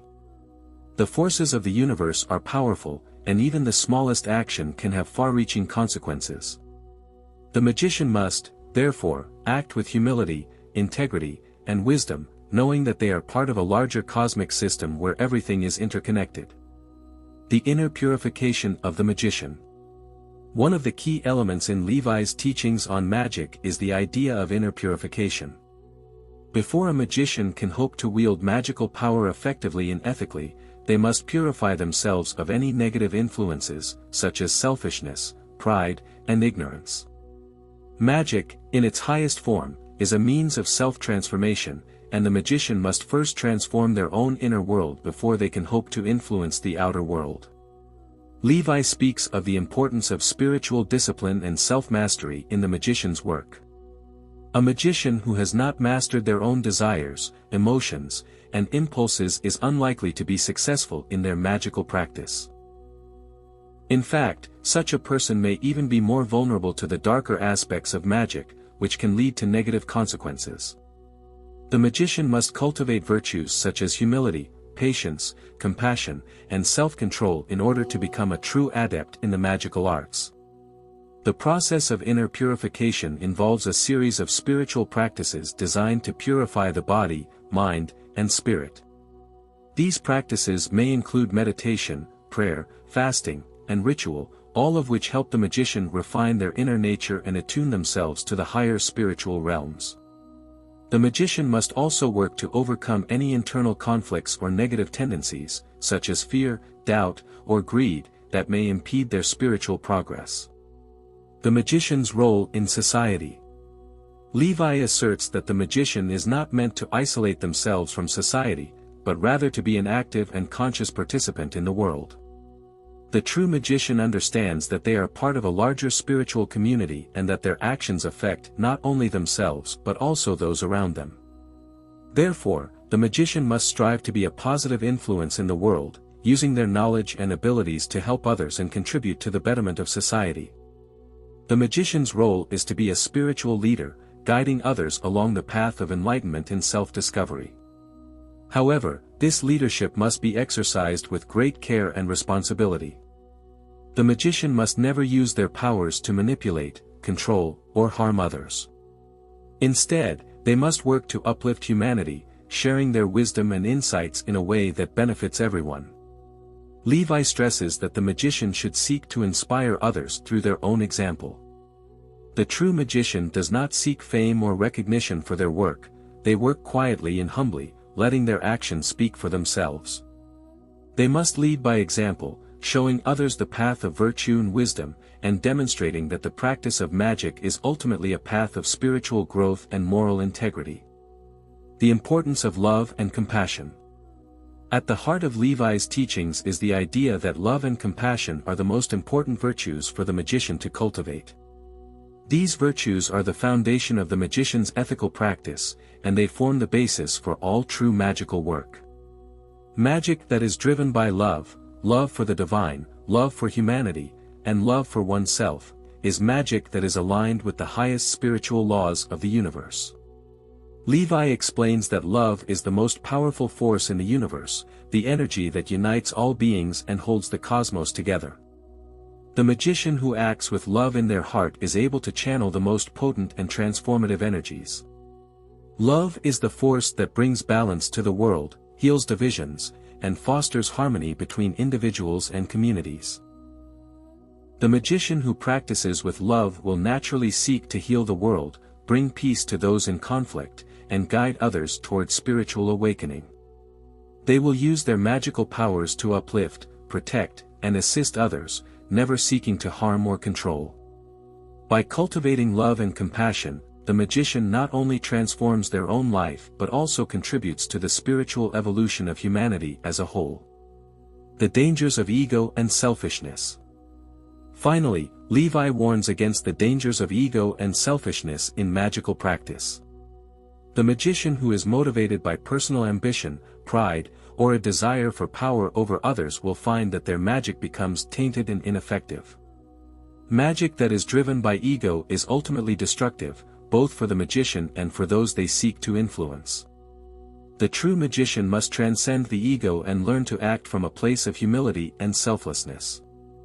They must recognize that their magical abilities are not theirs alone but are gifts from the divine, and they are meant to be used for the greater good. Magic, when practiced with a pure heart and aligned with divine will, leads to spiritual enlightenment and harmony. But magic driven by ego leads to imbalance, chaos, and spiritual stagnation. Lévi concludes that the path of the magician is not one of domination or control, but one of service and spiritual growth. The magician must always remain humble, pure in heart, and dedicated to the welfare of others. Magic is a sacred art, and those who practice it must do so with a deep sense of responsibility, understanding the power they wield and using it wisely. The true magician is a guide and a healer, working to bring about positive change in the world and help others realize their own divine potential. By following the path of ethical magic, the magician can contribute to the spiritual evolution of humanity and help usher in a new era of peace, wisdom, and harmony. Chapter 15, The Magical and Divine Forces in Nature. The forces of nature and the magician's relationship with them. In this chapter, Eliphas Lévi explores the relationship between the magician and the natural forces of the universe. He contends that the magician must understand and align with these forces, as they are the foundation upon which all magical work is built. Nature, according to Lévi, is not merely a physical reality but is also imbued with spiritual energy, which can be accessed and channeled for magical purposes. Lévi emphasizes that everything in nature is interconnected, and the magician who seeks to understand these connections can tap into the divine energy that permeates the world. This energy flows through all living things and objects, from the smallest grain of sand to the most distant star. Nature is a vast web of spiritual currents, and the magician must learn to navigate this web with wisdom and respect. The four elements. One of the core concepts in Lévi's teachings is the doctrine of the four elements: earth, water, air, and fire. These elements, according to Lévi, are the fundamental building blocks of the universe, each corresponding to specific qualities and energies. The magician must understand the nature of these elements in order to manipulate them effectively for magical purposes. Earth represents solidity, stability, and material reality. It is the element of the physical world, associated with the senses and with tangible objects. In magic, earth is often used for spells related to wealth, health, and physical strength. Water is the element of emotion, intuition, and the unconscious. It represents fluidity, change, and transformation. Water is associated with healing, purification, and emotional balance. It is also the element of the astral plane, where dreams and visions originate. Air symbolizes intellect, thought, and communication. It is the element of the mind, logic, and reason. In magic, air is often used in spells related to knowledge, clarity, and mental development. Fire represents energy, will, and transformation. It is the element of passion, creativity, and change. Fire is used in magic for spells of protection, courage, and spiritual enlightenment. Each of these elements corresponds to different aspects of the human experience, and the magician must learn to balance and harness their powers to achieve the desired magical results. In many magical traditions, the elements are also associated with specific cardinal directions. Earth is connected to the north, water to the west, air to the east, and fire to the south. The divine forces in nature. Lévi asserts that the elements are not merely material substances but are also manifestations of divine forces. These divine forces are the spiritual energies that flow through nature, giving life and form to the physical world. The magician who can tap into these forces can bring about powerful transformations, both within themselves and in the world around them. The magician must cultivate an attunement to these divine forces. This requires not just intellectual knowledge but also spiritual sensitivity. The magician must learn to listen to the rhythms and patterns of nature, recognizing the subtle energies that flow through all things. In doing so, they can align themselves with the universal harmony and direct these energies to achieve their magical goals. Lévi explains that the divine forces in nature are closely linked to the celestial realms. The stars, planets, and other celestial bodies are not distant and separate from us, but rather are in constant communication with the natural world. The magician who understands this cosmic connection can access the higher spiritual energies that the celestial bodies emit, using them to influence events and create change. The importance of symbology in magic. Lévi stresses the crucial role of symbology in magic. Symbols are the language of the divine forces, and they allow the magician to communicate with the spiritual realms.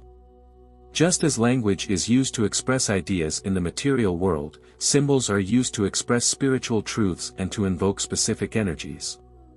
A symbol is a powerful tool that can direct and focus magical energy, making it an essential part of any magical practice. For example, the pentagram is a powerful symbol in many magical traditions, representing the balance of the elements and the human being's connection to the divine. The hexagram, Star of David, is another important symbol, often used to represent the unity of opposites and the synthesis of spiritual and material realities. The magician must not only understand the meaning of these symbols but also their ability to attract and direct spiritual energy. Lévi emphasizes that the magician's understanding of symbols must be both intellectual and intuitive. The symbol must be viewed not just as an abstract image, but as a living, dynamic force that holds the potential for transformation. The magician who works with symbols must do so with reverence, recognizing the deep spiritual truths they represent. The role of the magician as a conduit. Lévi describes the magician as a conduit for the divine forces of nature. Just as a wire channels electricity, the magician channels the spiritual energy of the universe. This means that the magician is not an independent force but rather a vessel through which divine power flows. This understanding requires humility, as the magician must acknowledge that their abilities are not of their own making but are gifts from the divine. The magician's role is to be an instrument of divine will, working in harmony with the forces of nature and the universe. This means that the magician must align their own will with the greater cosmic order. They must be pure in intention and devoted to the divine, recognizing that their magical work is not for personal gain, but for the benefit of the world and the spiritual evolution of humanity. Lévi further explains that the magician's ability to channel divine energy depends on their spiritual purity. The more attuned the magician is to the divine, the more effectively they can channel the forces of nature. However, if the magician is driven by selfish desires or unbalanced emotions, they will not be able to access the higher spiritual energies. The magical work. Transformation of the self. One of the central goals of magic, according to Lévi, is the transformation of the self. Magic is not merely about controlling external forces, but about achieving inner alchemy, transforming the base aspects of one's nature into something higher and more divine. The true work of magic is the work of self-mastery, of purifying the soul, and of aligning oneself with the divine will. This process of transformation requires discipline, patience, and dedication. It is not a quick or easy path but a lifelong journey of spiritual growth. The magician must be willing to face their own inner darkness, overcome their flaws, and cultivate the virtues necessary to align with the divine forces. This is the essence of magical initiation, the process by which the magician undergoes spiritual evolution and becomes a true adept. Lévi concludes that magic is the path to understanding the unity of all things.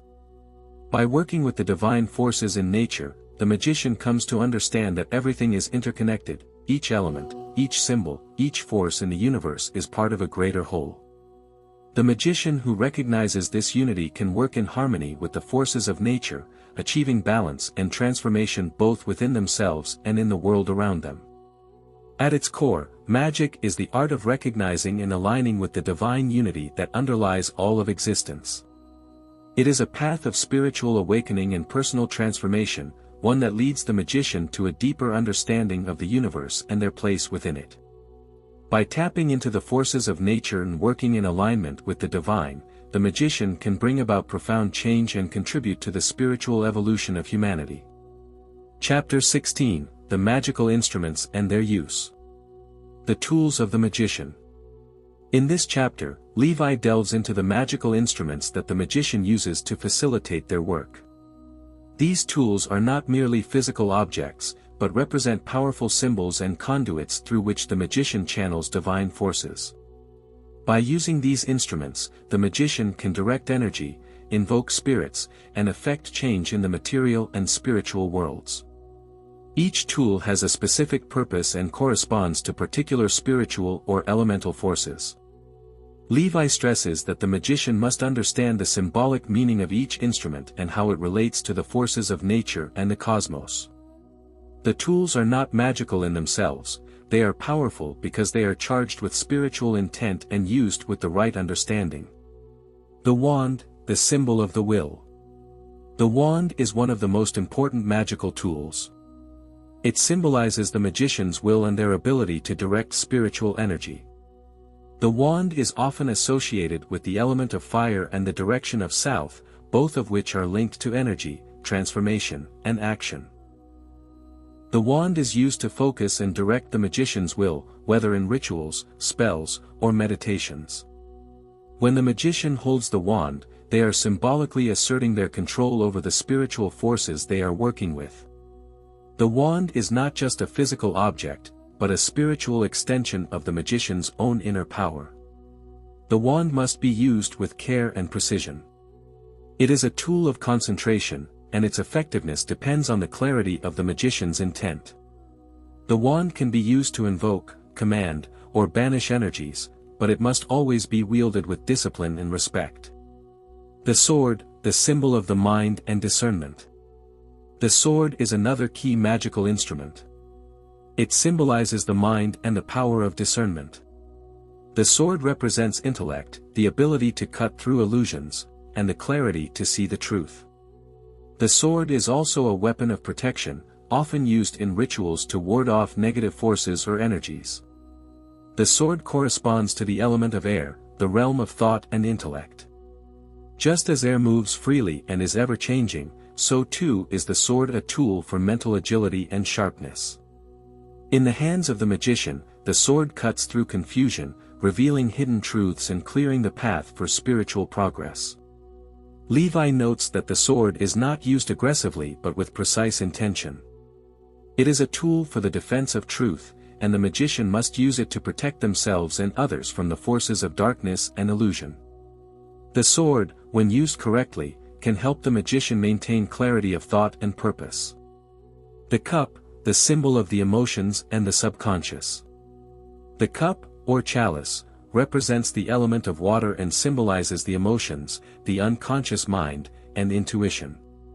The cup is often used in magical rituals to hold the sacred liquid, such as water, wine, or other substances that are used to consecrate the magician's work. It is a vessel for receiving divine energy and connecting with the spiritual realms. The cup is also symbolic of the feminine principle, representing receptivity, nurturing, and the power of the subconscious mind. In many magical traditions, the cup is used to receive blessings, messages from the spirit world, or the energies invoked by the magician. It represents the capacity to hold and transform spiritual forces. Lévi emphasizes that the magician must develop emotional balance to effectively use the cup. The cup is a tool for emotional and spiritual receptivity, but if the magician is ruled by negative emotions or inner turmoil, the cup cannot function properly. The magician must learn to harmonize their emotional world in order to use this tool effectively. The pentagram, the symbol of the microcosm and the macrocosm.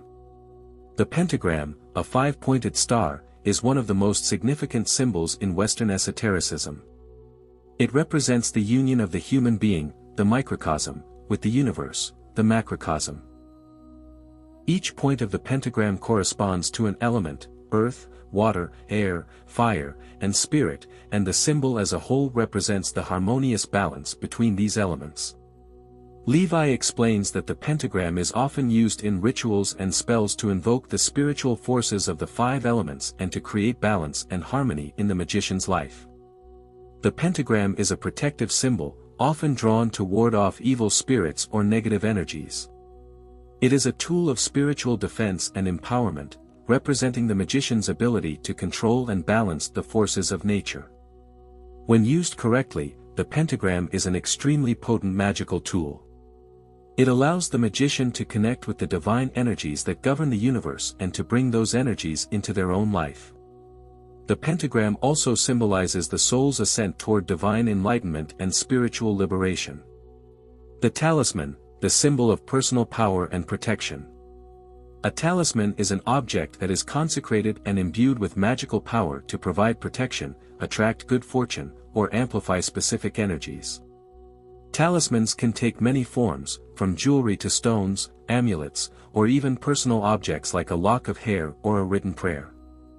These objects are charged with the magician's intentions and are used to manifest specific desires or goals. Lévi teaches that the creation of a talisman requires the magician to perform specific rituals to consecrate and activate the object. The object is infused with spiritual energy, which then works to bring about the desired effect. Talismans can be used for various purposes: to protect from harm, to draw in wealth, to promote love or success, or to help with healing. However, Lévi cautions that the use of talismans should not be done recklessly. The magician must be very clear about their intentions, as an incorrectly prepared talisman can bring unintended consequences. The power of a talisman depends on the purity and clarity of the magician's intent, as well as the spiritual energy infused into the object. The circle, the symbol of protection and sacred space. The circle is one of the most essential magical symbols. It represents the idea of protection, wholeness, and the containment of spiritual energy. In magical rituals, the circle is often drawn to create a sacred space where the magician can safely perform their work.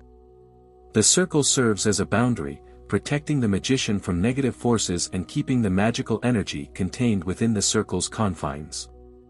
The circle is also symbolic of the divine, representing the unity of the cosmos and the eternal nature of spiritual truth. Just as a circle has no beginning or end, so too does the magician's connection to the divine have no limitations. The circle is a tool of spiritual containment and focus, allowing the magician to work within a controlled and protected space. Lévi emphasizes that the magician must approach the circle with great respect. The circle is not just a physical boundary but a spiritual container, and it must be used with reverence and care. Once the circle is cast, the magician is bound by its protections and responsibilities, ensuring that all magical work is performed within the sacred space it creates. Lévi concludes the chapter by reminding the reader that the magical instruments are not simply tools to be used carelessly or thoughtlessly. Each instrument must be understood deeply, and the magician must know how to use them with precision and purpose. The instruments represent spiritual principles, and their use requires the magician to be in alignment with these principles. To become a master of magic, the magician must study these instruments carefully, cultivate their understanding, and practice with both knowledge and reverence. The tools are there to assist the magician in their spiritual work, but they are not the source of power. The true power lies in the magician's connection to the divine, and the instruments are simply channels for that energy. Chapter 17, The Magical Secret and the Role of Initiation. The Magical Secret. In this chapter, Lévi explores the concept of the magical secret, an esoteric knowledge that is passed down through initiates in the mystical traditions. This secret, often veiled in symbolism, is not a simple collection of facts or techniques. Instead, it is the key to understanding the hidden forces of the universe and how they can be manipulated by the adept to bring about change in both the material and spiritual realms. The magical secret is not something that can be easily understood or obtained. It is not a book that can be read or a lesson that can be taught directly. Instead, it is a revelation that occurs through experience, spiritual discipline, and inner transformation. It is a truth that cannot be fully conveyed by words alone, it must be lived and experienced on a deep, intuitive level. Lévi suggests that the magical secret is universal, it exists in all true spiritual traditions, but it is encoded in different forms and symbols depending on the culture and context. Whether in Hermeticism, Kabbalah, alchemy, or other mystical systems, the underlying principles are the same. The magician must understand the unity of all things, the interconnectedness of the material and spiritual worlds, and the laws of nature that govern all phenomena. Lévi warns that the magical secret can be misused by those who seek power for personal gain or who lack the spiritual maturity to wield it responsibly. True magical knowledge is not about controlling others or manipulating the forces of nature to fulfill selfish desires. Instead, it is about gaining wisdom, understanding the deeper truths of existence, and using that knowledge for the higher good. Initiation and the path to wisdom. For Lévi, the path to understanding the magical secret is through initiation. Initiation is not just a ceremonial rite. It is a spiritual process that involves the magician's growth, purification, and transformation. Through initiation, the magician learns to access the deeper realms of the universe and unlock the hidden knowledge that is essential for magical work. Initiation often involves a period of tests and trials, both external and internal. These trials are designed to challenge the candidate's resolve, discipline, and moral integrity. It is only by passing these tests that the initiate proves themselves worthy of receiving the magical secret. Lévi emphasizes that initiation is not just a one-time event but a continual process of spiritual growth. The initiate may be given access to certain knowledge or powers, but they must demonstrate their ability to handle these responsibly and with wisdom. The process of initiation is a way to prepare the magician for the great responsibility that comes with the knowledge of magical forces. In many magical traditions, the initiate undergoes a series of stages, each of which represents a deeper level of understanding and mastery. These stages may involve physical, emotional,